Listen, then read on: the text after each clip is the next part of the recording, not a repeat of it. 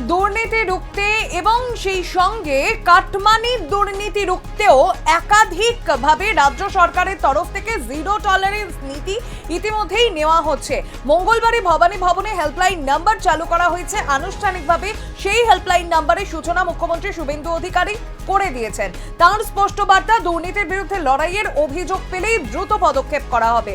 আর এই নিয়ে রাজ্য বিজেপি মুখপাত্র বিমল শঙ্কর নন্দ তার প্রতিক্রিয়া শুনবো।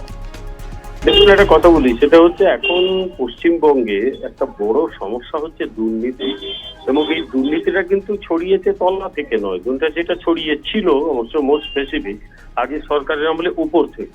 যারা প্রশাসনের শীর্ষে ছিল, রাজনৈতিক প্রশাসনের শীর্ষে ছিল, তারা প্রত্যেকে সাংঘাতিক দুর্নীতিগ্রস্ত ছিল।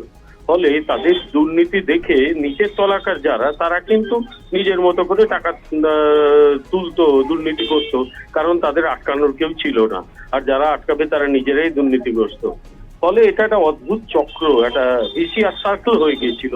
যে উপরতলাকার একেবারে টপ টু বটম রাজনৈতিক নেতৃত্ব, তারা দুর্নীতিগ্রস্ত হচ্ছে, আর চোর, তারা টাকা তোলে। আর নিচের তলা যারা, তারাও চোর হয়ে গেছে, কারণ তারাও কিছু কুইক মানি করে ফেলেছে। ফলে দুর্নীতি তৃণমূলের আমলে একটা সর্বব্যাপক রূপ লাভ করেছিল, এবং এটাও স্পেসিফিক সিপিএম এর জন্য কম দায়ী নয়।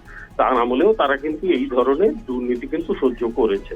কিন্তু এটা পশ্চিমবাংলার সমাজকে যেভাবে ইয়ে থেকে শেষ করে দিয়েছে, ভেতর থেকে শেষ করে দিয়েছে, এটা তো বলাই বাহুল্য। কারণ পশ্চিমবাংলার সমাজ, রাজনীতি, অর্থনীতি, সর্বত্রই দুর্নীতি যেভাবে ছড়িয়েছে, তাতে গোটা সিস্টেমটা একবারে নষ্ট হয়ে গেছে।